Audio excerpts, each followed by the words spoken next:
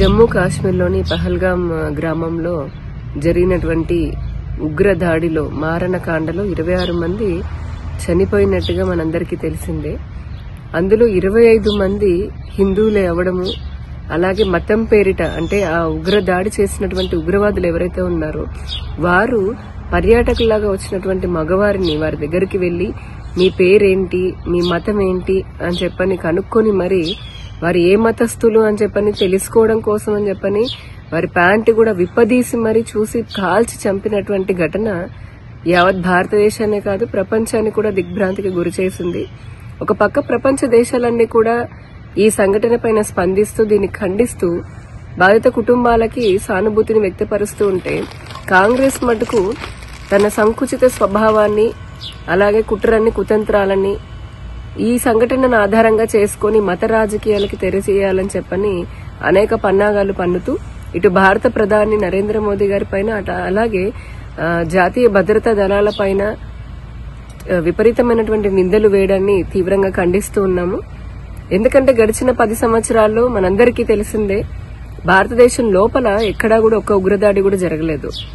అలాగే ఎన్నో ఉగ్రదాడులు జరపాలి అని చెప్పని కుట్రలు పన్నినటువంటి కుట్రలని ముందుగానే భద్రతా దళాలు తెలుసుకుని వాటిని విచ్ఛిన్నం చేయడం కూడా జరిగింది, ఆపడం జరిగింది.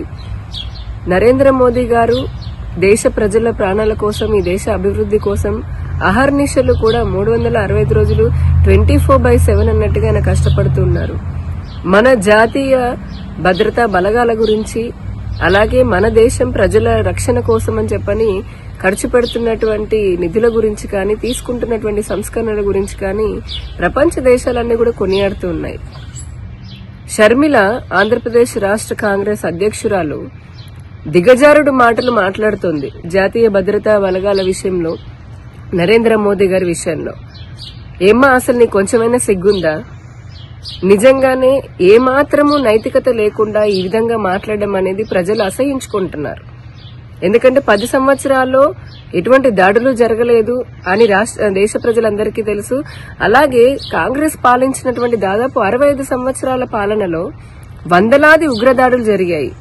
అంతెందుకు అటు కేంద్రంలో కాంగ్రెస్, ఇటు రాష్ట్రాల్లో కాంగ్రెస్ ఉన్నప్పుడు కూడా హైదరాబాద్ లోని గోకుల్ చాట్ కానీ లేదా లుంబిని పార్క్ లో గానీ, ముంబై పేలుళ్లు కానీ, ఎప్పుడు ఏ రైల్వే స్టేషన్ లో, ఏ బస్ స్టాండ్ లో ఎక్కడ ఏ బాంబు పేలుతుందో, ఏ ఉగ్రవాది వచ్చి కాల్చి చంపుతాడని భయంగా బతికింది భారతదేశం. నేడు ప్రజలందరూ కూడా సురక్షితంగా ఉన్నారు. జాతీయ భద్రతా బలాలు చాలా పకడ్బందీగా పనిచేస్తూ ఉన్నాయి.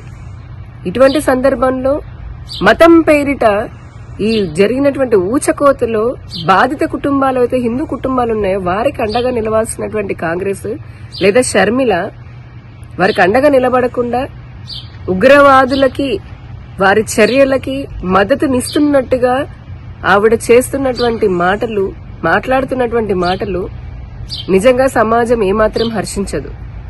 ఇంతవరకు ఉగ్రవాదుల చర్య పైన మాట్లాడలేదు ఆవిడ. ఉగ్రవాదులు గాని వారికి సహాయం అందించినటువంటి వారిపైన ఎటువంటి మాటలు మాట్లాడకుండా భారతదేశం పైన, దేశ ప్రధాని పైన మాట్లాడుతూ ఉంది.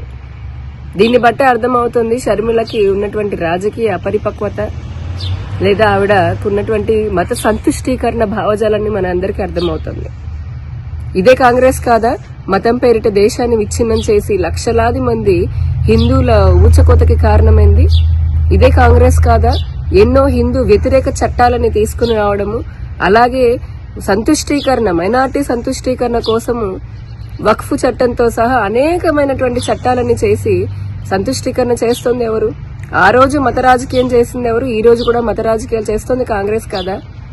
ఇటువంటి వారా ఈ రోజున భారతీయ జనతా పార్టీని, మా చిత్తశుద్ధిని ప్రశ్నిస్తోంది? హిందువుల మరణాలు, హిందువుల ప్రాణాలంటే ఏమాత్రము లెక్కలేనటువంటి పార్టీ కాంగ్రెస్ పార్టీ. షర్మిల మీకు ఇదే హెచ్చరిస్తున్నాము. నోరుంది కదా అని ఎంత పడితే అంత మాట్లాడుతూ బలైనటువంటి హిందూ కుటుంబాలని ఇంకా రెచ్చగొట్టే విధంగా, వారిని ఇంకా మరింత బాధ పెట్టే విధంగా మీకు మాట్లాడడం అనేది తగిన పద్ధతి కాదు.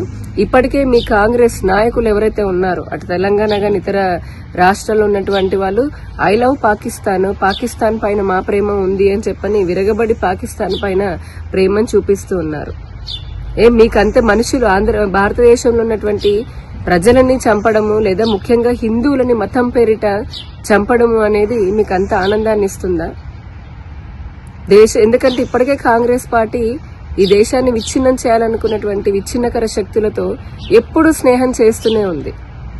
ఈ దేశాన్ని విచ్ఛిన్నం చేయాలనుకున్న శక్తులతో స్నేహం చేయడమే కాదు, వారికి ఎటువంటి సహాయ సహకారాలు ఎవరు అందిస్తున్నారో కూడా దేశ ప్రజలందరికీ బాగా తెలుసు. దయచేసి ఇప్పుడు ఈ జరిగినటువంటి సంఘటన పైన చౌకబార్ రాజకీయాలు చేయకుండా ఆ బాధితులకి అండగా ఉంటూ ఇక మీదటైనా సరే ఈ దేశంలో మతం పేరిట ముఖ్యంగా హిందువులను ఊచకోత కోసేటటువంటి ఉగ్రవాదానికి వ్యతిరేకంగా మీరు కూడా సహకరించాలి ప్రభుత్వాలకి. నేను షర్మిలను సూటిగా ప్రశ్నిస్తున్నాను. ఈ జరిగినటువంటి దాడిని ఇస్లామిక్ టెర్రర్ యాక్టివిటీ లాగా లేదా జిహాదీ టెర్రరిజం లాగా ఒప్పుకునేటటువంటి ధైర్యం నీకుందా? మేము సవాల్ చేస్తున్నాం. రండి చర్చకి.